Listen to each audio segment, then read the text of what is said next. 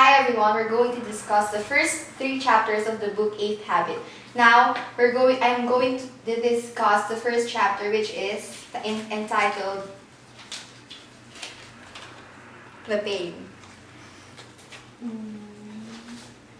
In this chapter, it refers to the frustration, confusion, lack of direction, lack of confidence, lack of motivation, pressure, and emptiness, not only in our workplace but also in our daily lives.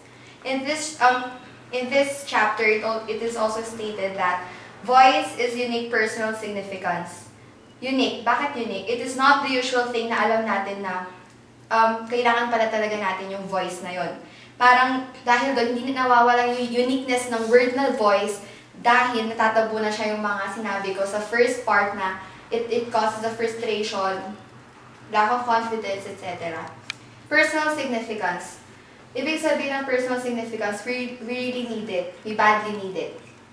Parang inantay pa natin na maranasan natin or mag-suffer pa tayo sa mga sinabi ko sa first, like the depression, frustration, etc. Para lang maintindihan natin kung ano talaga meaning ng voice.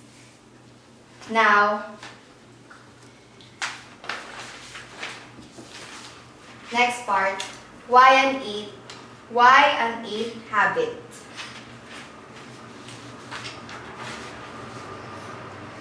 Tapping into the higher reaches of human genius and motivation, what we could call voice. Voice requires a new mindset, new skill, a new set tool, a new habit. Parang sabi doon na, voice, parang ibahin natin yung isip natin na parang wala lang salitang voice. Kasi sa pag-iintindi natin, pag after itong chapter 1, sa chapter 2 and 3, mas maintindihan pa natin yung deeper meaning ng voice. Kaya, ayun. Tapos, the 8th habit then is not about adding one more habit to the 7th one that somehow got forgotten. It's about seeing and harnessing the power of a third dimension to be the 7 habits that meets the central challenge of the new knowledge worker age. For short, to make it simpler and to make it shorter, this 8th habit is to finding our voice and inspiring others to find theirs. The 8th habit represents the pathway to the enormously promising sides of today's reality. Kaya ng sinabi ko kanina, ngayon kasi ang dami na nagsasuffer sa work. Parang they're just doing that because they really need it. Not because they like it or not because they love it. Parang nagtatrabaho lang sila just for, para sa satisfaction ng family nila. Parang minsan no choice na sila na, kunwari, ang graduate mo is, example, isa kang professional, pero hindi naman sa, kunwari, medtech ka nag-graduate, pero ang after mo, ang work mo is clerk. Parang ang layo ng difference yun. Diba parang hindi mo naman talaga yun gusto. You're doing it because you need it. Tapos, under kasi ng why an 8th habit is yung diagram na ito. Voice is, like I've said a while ago, voice is a unique personal significance. Voice is the center of the talent, need, conscience, and passion. Talent is your natural gifts and strengths. Ito yung talents. Sa word na yun, parang sa word na yun na talent, natural. Parang hindi na siya kailangan ipag-aralan. Hindi na siya trying hard para lang alamin mo kung ano talaga yung talent mo. Sabi din dito, natural gifts and strengths. Tapos parang, di ba may mga tao na, tayo naman lahat may strength and weaknesses. Tapos itong strength na to, parang ito yung nagiging reason para mas ma-motivate ka pa lalo. Ito rin yung strength, yung parang nagpapawala na insecurities mo sa sarili mo. Next is passion.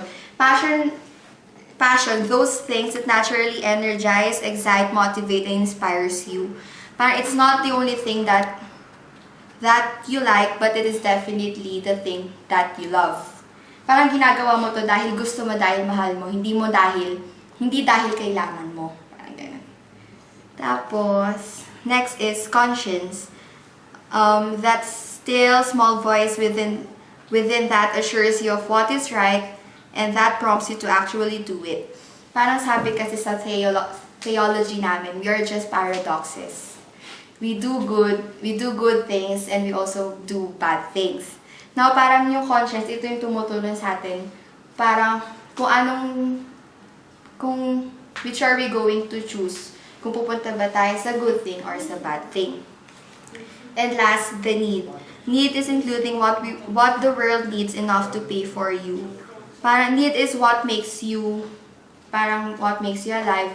Tapos need is what you really need. It is not only what you like, but it is what you need.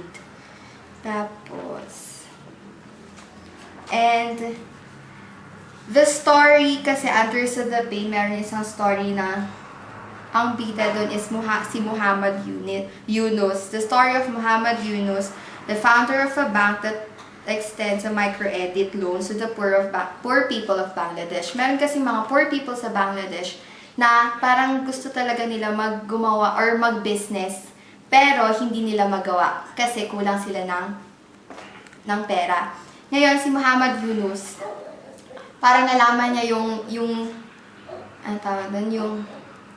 issue na yun, kaya gumawa siya ng something para ma-improve yung problema ng mga poor people sa Bangladesh. Kaya nga, sabi, the founder of the bank loans to micro-credit loans to the poor people of Bangladesh is an example of the voice. In action is the way to transcend from the negativity described early in the chapter. Kaya siya naging the voice kasi, di ba yung mga poor people sa Bangladesh, imagine niyo naman na poor people versus the power of the people, talong-talo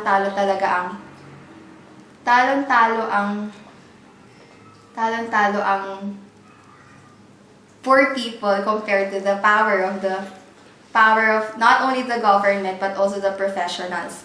Kaya doon, tumulong kasi si Muhammad Yunus na magtayo ng bank para sa mga poor people ng Bangladesh para magamit nila yung loan na yon para sa business nila. Tapos ngayon, parang pinaglaban talaga ni Muhammad Yunus na ma-push yung bank na yon para sa mga poor people ng Bangladesh. Kasi yung sa mga bangko or sa mga sa mga naglo-loan, wala silang trust kay Muhammad Yunus na parang dinadown ng mga taong yun, yung mga poor people ng Bangladesh na hindi nila kayang bayaran yung bangko or si Muhammad Yunus. Pero sinabi ni Muhammad Yunus na parang i-prove ko sa iyo na kaya nila. Ngayon, nag-loan si Muhammad Yunus, unti-unti na babayaran ng mga mahihirap sa Bangladesh hanggang tumaas hanggang sa nakapagpatayo na siya ng sarili nilang bangko. Kaya parang dahil doon sa ginawa ni Muhammad Yunus, nahanap ng mga poor people ng Bangladesh yung voice nila. Kaya ang naging voice ng mga poor people of Bangladesh is si Muhammad Yunus. So, yung story ni Muhammad Yunus is yung talagang exact example of how people find their voice. So, ngayon. That's a summary of the chapter 1, which is entitled The Pain. The second chapter is entitled The Problem. In this chapter, there is the concept of the thing paradigm, wherein a person is reduced into a thing. There are 5 ages of civilization's voice. First is the hunter-gatherer age, agricultural, industrial, information and knowledge worker, and last is wisdom. In this age, we are stuck in the industrial age, wherein a person's other qualities are not valued. Parang sa isang tao, parang sa trabaho niya, parang kung ano yung pinaka-main na trabaho niya, yun na lang. Parang di na siya lumalabas dun sa boundary ng kung anong kaya niya. Tapos di niya na ilalabas yung mga ibang talents at skills niya. Kaya parang hindi siya satisfied sa kung anong ginagawa niya. Kasi yung isang tao, there is the whole person paradigm. A person is composed of the mind, heart, body, and at the center of it is the spirit. In this paradigm, there are 4 needs wherein we need to satisfy. For the mind is we need to learn. Parang tayo ngayon, mga estudyante tayo, lahat. Parang kailangan natin i-enrich yung mga bagay na alam natin para sa future natin. Tapos, to love. Made to love. Yung parang need sa heart natin. Yung mga relationships sa friends, sa family. Tapos yung mga sa school, ganun. To live. Survival. Para sa body. Yun yung mga physiologic needs natin. And this last is to leave a legacy, para yun sa spirit naman. To have find meaning and contribution. Para sa atin, kailangan natin hanapin yung katuturan kung bakit tayo nag-aaral. Yung para bakit natin yung naging choice. Bakit yun yung gusto natin maging in the future. Parang kung lahat ba kayo, gusto niyo yung mga course na pinili ninyo. For example, si Tin. Ang first choice niya is pharmacy, di ba? Hindi ba? Ano yung first choice mo? Medtech. Medtech. Pero, ayaw nila. So, masaya ka ba ngayon sa course mo? Marketing. Marketing. Is that your choice? Yes. So, parang doon, makikita natin na parang kung choice ng tao yung isang bagay, magiging masaya sila. Nasasatisfy yung buong personality nila dahil nandun yung mga choice nila. Sa work area natin, meron tayong choices. Sa first is to rebel or to quit. Yun yung wala kang ginagawa, di ka nag-e-effort. Pag di ka masaya sa isang bagay na ginagawa mo, wala kang gana. Kaya parang pinapasang walang bahala mo na yung mga bagay-bagay. Second is the malicious obedience. Yung gagawa ka lang ng walang effort. Parang compliance, ganun. Third is the willing compliance. Do something for the sake of having something to pass. Parang, yun din, katulad din ng malicious obedience.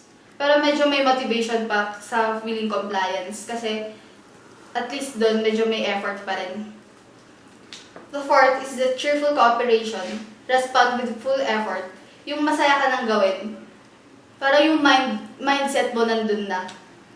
Heartfelt commitment naman. Yung nandun yung passion mo. Parang ine-enjoy mo yun. Doon ka masaya. Doon yung parang comfort zone mo.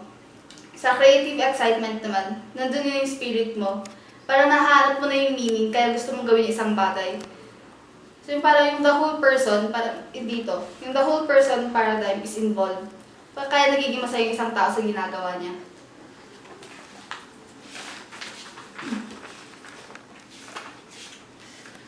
Okay. Dito sa libro na to, nag-interview siya ng mga maraming tao. Karamihan dun, yung napunta sila sa bottom 3 categories, yun yung to rebel or quit, maliciously obey, or willingly comply. Dahil parang di sila masaya sa ginagawa nila. Pero yun ang pinakalabasan ng most of the workers natin.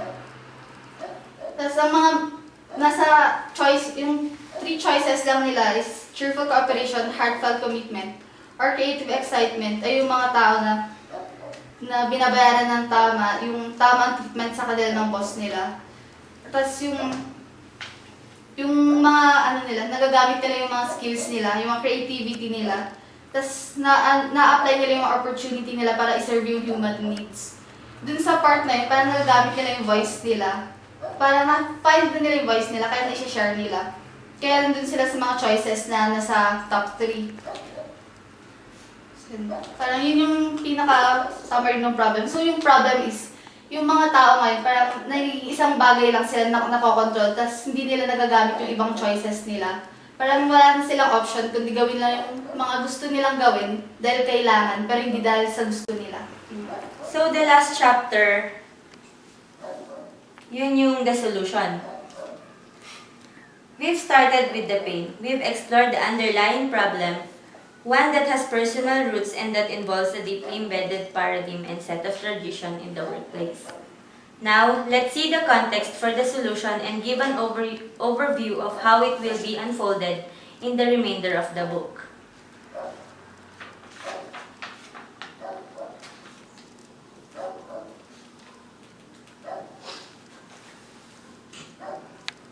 Accordingly, the book is organized into 2 main sections. Ito yung find your voice, tsaka inspire others to find their voice. So, punta muna tayo sa find your voice. Everyone chooses one of 2 roads in life, the old and the young, the rich and the poor, men and women alike. One is the broad, well-traveled road to mediocrity. The other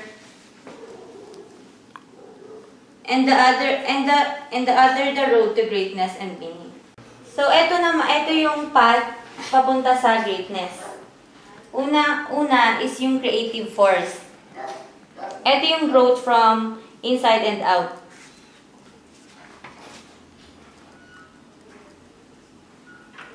Tapos, yung next naman is find your voice.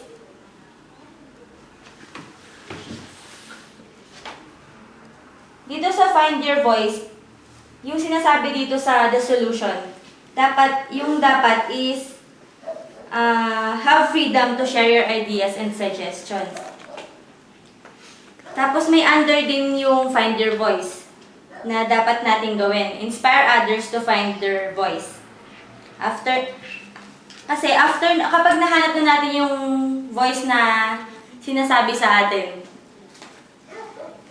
hindi naman pwedeng tayo lang yung nakahanap, di ba? Parang sana i-share natin sa iba kung ano yung natutunan natin as we go on sa life na tinatahak natin. Tapos,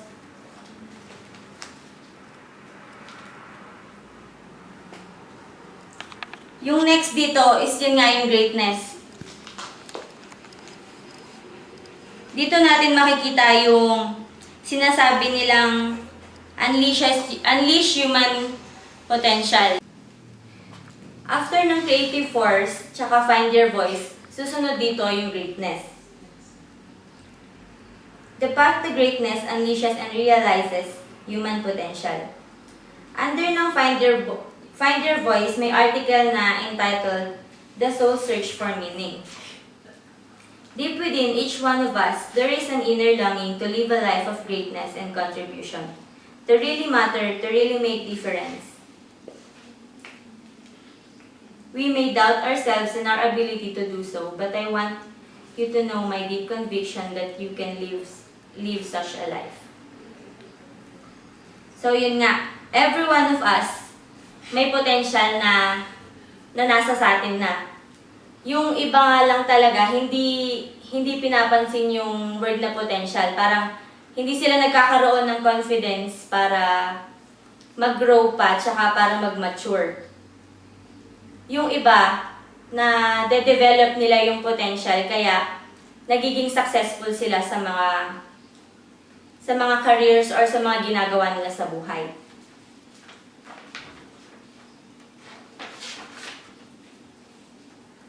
The pathway to finding your voice is to discover your voice and express your voice. By discovering your voice, it is to understand your true nature.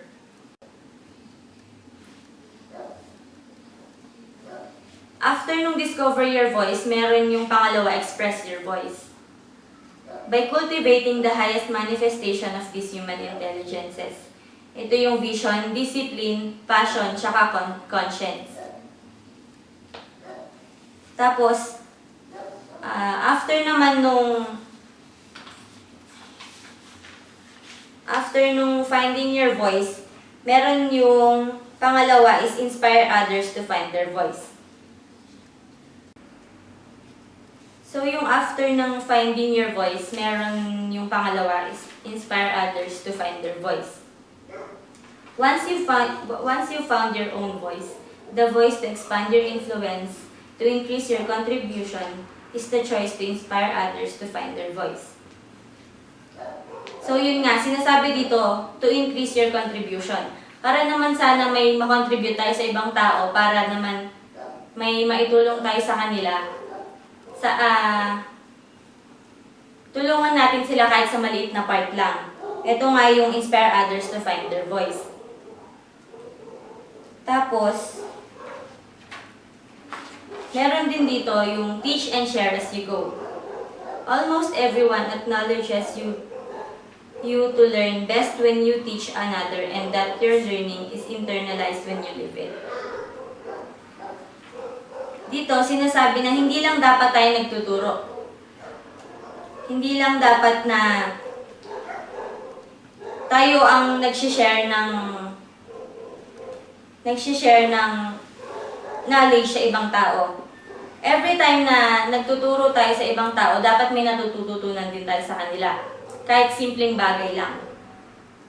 Kung natututo sila sa atin, dapat natututo din tayo mula sa kanila. Kahit hindi man sa academic, kahit sa values man lang, may matutunan tayo sa kanila.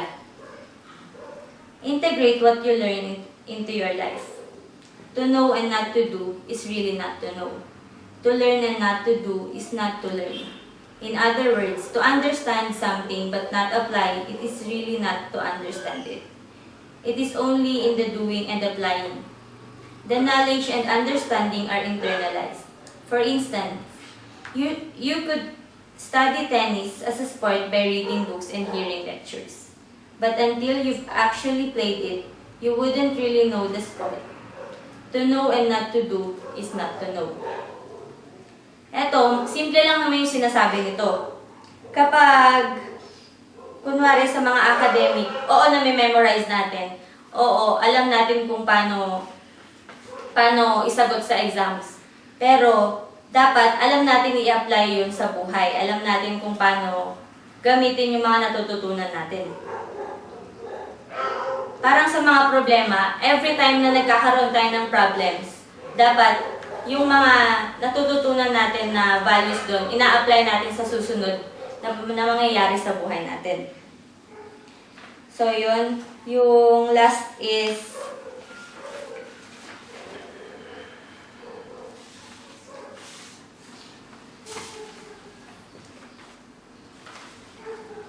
ito, yung habit. Remember, habits lie in the intersection of knowledge, attitude, and skill. As you develop these 3 dimensions of the 8th habit, you'll increasingly become equal to the new challenge and to your unlimited possibilities. So yun, dun natatapos yung chapter 3 na the solution. So yun, sa buhay natin, may pain, may problem, tsaka wag natin kakalimutan yung solution. Palaging may solution sa every problem. Oo, masasaktan tayo, pero dapat matutunan nating harapin yung mga problems na dumarating sa buhay natin. Hindi dapat natin silang iiyakan lang, tapos maya-maya, iiyakan na naman hanggang matapos yung araw na wala tayong ginagawa. Dapat matuto tayong isipin kung ano yung magiging solusyon sa isang problem para yung pain at kahit papano mabawasan at the end of the day.